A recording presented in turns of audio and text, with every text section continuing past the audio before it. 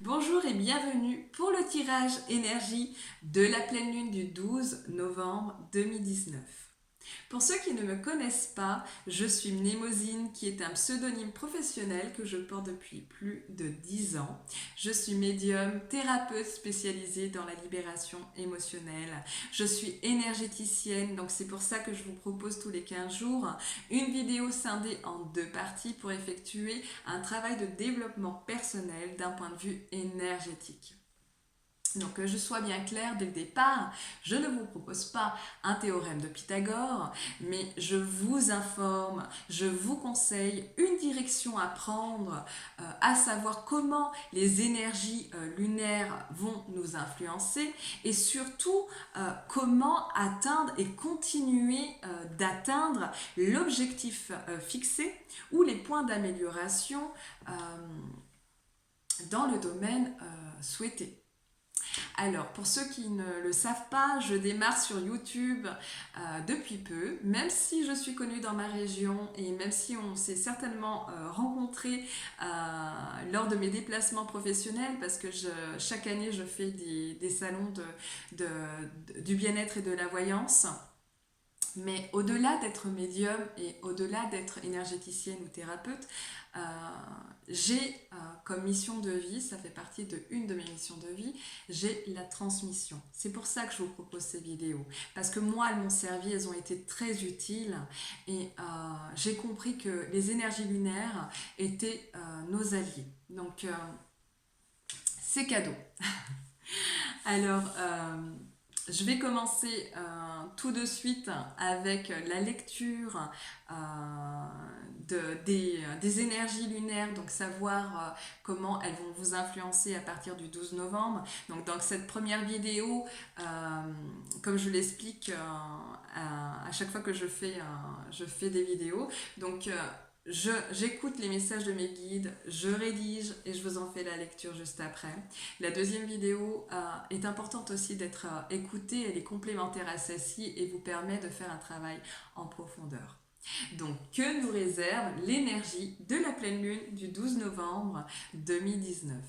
Donc, la pleine lune prochaine présentera 4 aspects en jeu, dont la communication, la conscience collective, le relationnel et la persévérance.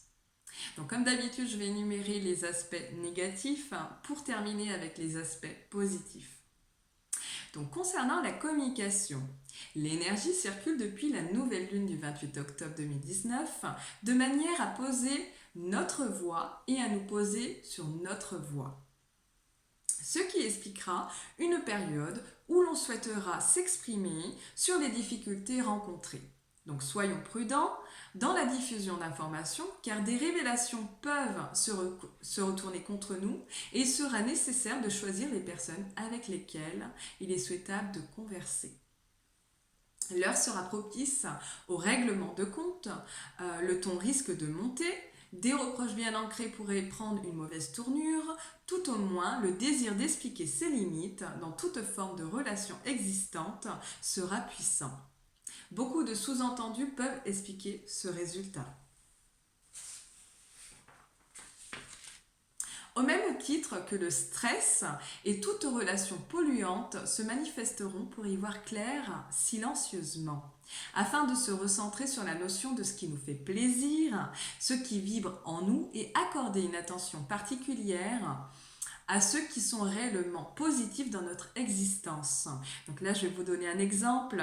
La pleine lune va vous demander d'écouter votre propre désir. Donc si on vous invite et que vous n'avez pas forcément envie d'y aller, il va falloir écouter votre corps, il va falloir vous écouter, vous poser les bonnes questions, sans chercher la cause de savoir pourquoi vous ne voulez pas y aller, mais si vous n'avez pas envie d'y aller, sans culpabiliser, parce qu'il est évident que la personne en face de vous qui vous a invité va chercher à vous faire culpabiliser. Donc, est-ce que oui ou non vous voulez y aller? Est-ce que c'est léger en sentant de l'enthousiasme ou est-ce que c'est lourd et vous n'avez pas forcément envie d'y aller? Donc c'est ça, laisser circuler l'énergie qui est en vous. C'est aussi savoir s'écouter sans se justifier. De plus, les nerfs à vif se feront ressentir dans les liens relationnels, créant des pressions internes d'un point de vue psychologique, de même créant des pressions externes pour comprendre tout sentiment négatif généré et dans le but de faire évoluer les consciences et détourner les pièges délicieux qui se serviront principalement de leur savoir pour brouiller les pistes consciemment ou inconsciemment. Prudence avec les personnes capables de nuire pendant cette période pour juste dominer, se donnant de l'importance. À vous de vous servir de votre intelligence sociale et relationnelle pour inverser la situation et de ne pas laisser les personnes d'avoir d'emprise sur vous. Donc tout ceci pour conserver le libre choix, la liberté de penser et d'être libre dans vos actions.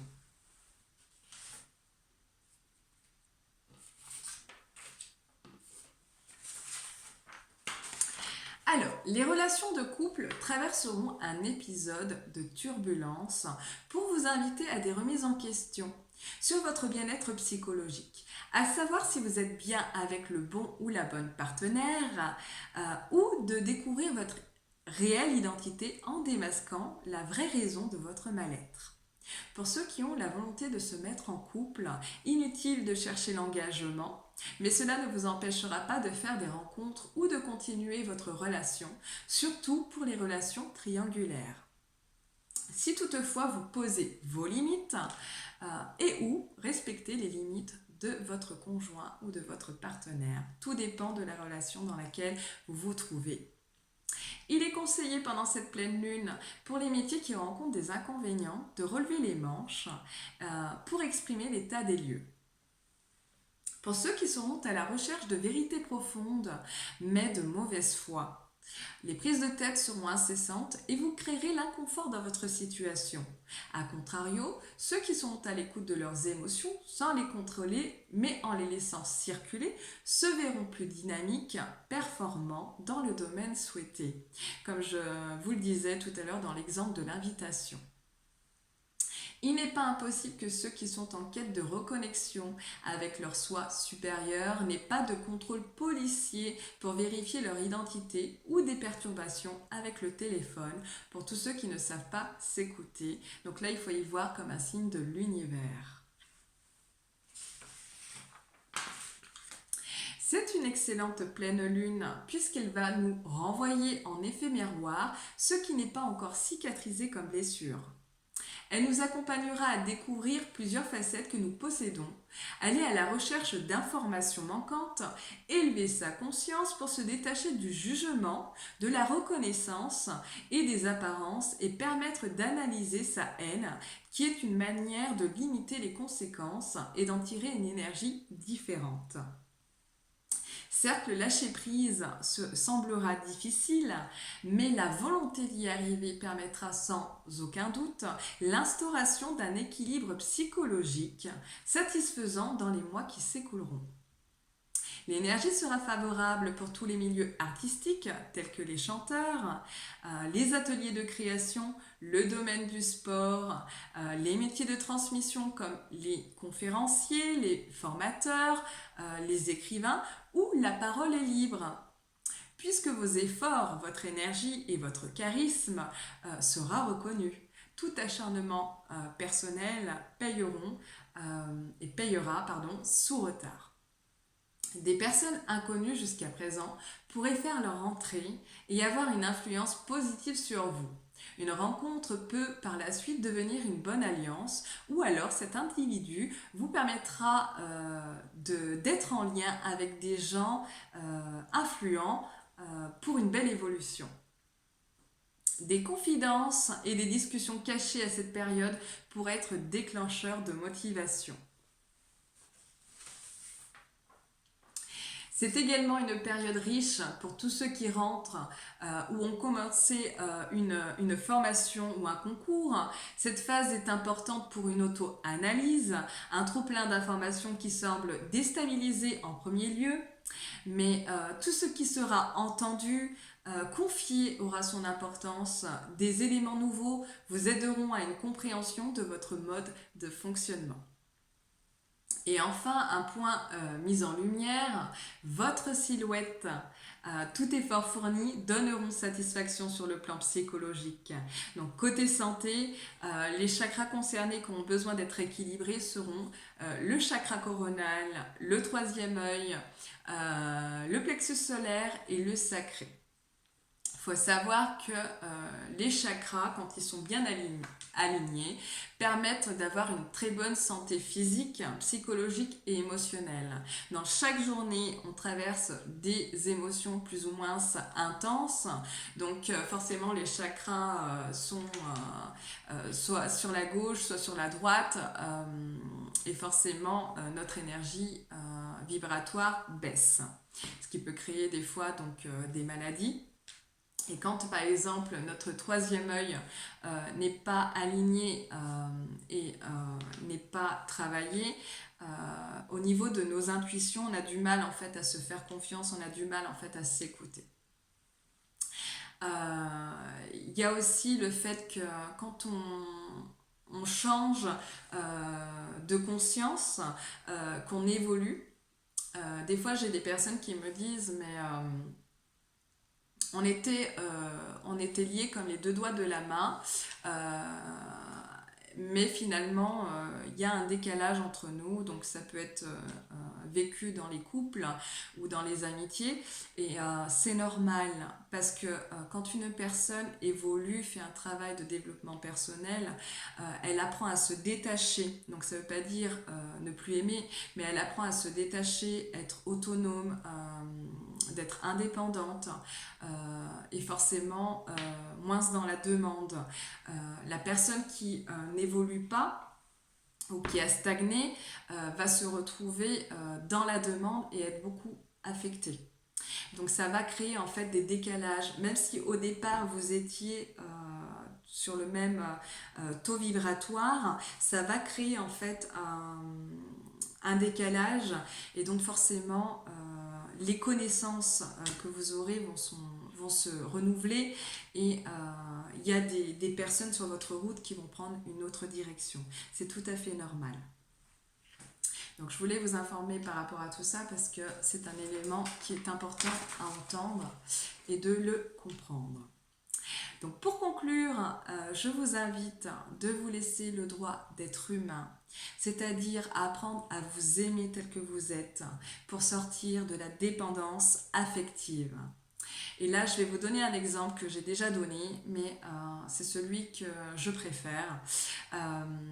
Si dans le plan astral, vous devez arriver à tel endroit, ce n'est pas la méchanceté d'autrui, ce n'est pas la jalousie ni la perfidie des gens qui vont annuler ce plan, mais c'est bien vous, parce que vous êtes le seul réalisateur ou réalisatrice de votre vie. Vous avez la main mise sur votre destinée. Certes, ils vont ralentir, mais il faut savoir que là-haut, il n'y a pas de temps. Il n'y a que nous, les êtres humains, qui avons une montre, sauf les énergéticiens, énergéticiennes, parce qu'on ne travaille pas avec des montres. Mais voilà, c'est l'être humain en fait qui est pressé, qui est toujours pressé. Faut être assuré que vous y arriverez, vous allez atteindre votre objectif. Nul besoin de penser que pour vous avez la malchance, mais simplement comprendre que la jalousie fait partie de l'être humain. Donc ce n'est pas les gens qui sont mauvais et méchants, c'est leur action qui est mauvaise. Donc ça aussi, il faut savoir faire la différence. Mais entendez bien que sur le plan astral, si vous devez arriver au sommet, vous y arriverez. Ça, c'est clair, net et précis. Donc, c'est grâce à votre persévérance et en définissant ce que vous souhaitez voir dans les relations qui est prépondérant. Et le mot de la fin, donc de très bonnes nouvelles seront agréables à écouter pour comprendre que redoubler d'efforts permet de se dépasser, et quand tout va bien et se surpasser quand tout va mal. Je vous remercie pour votre écoute. N'hésitez pas à partager mes vidéos. Et moi, je vous dis à tout de suite pour la deuxième partie du tirage énergie de la pleine lune du 12 novembre 2019. À tout de suite.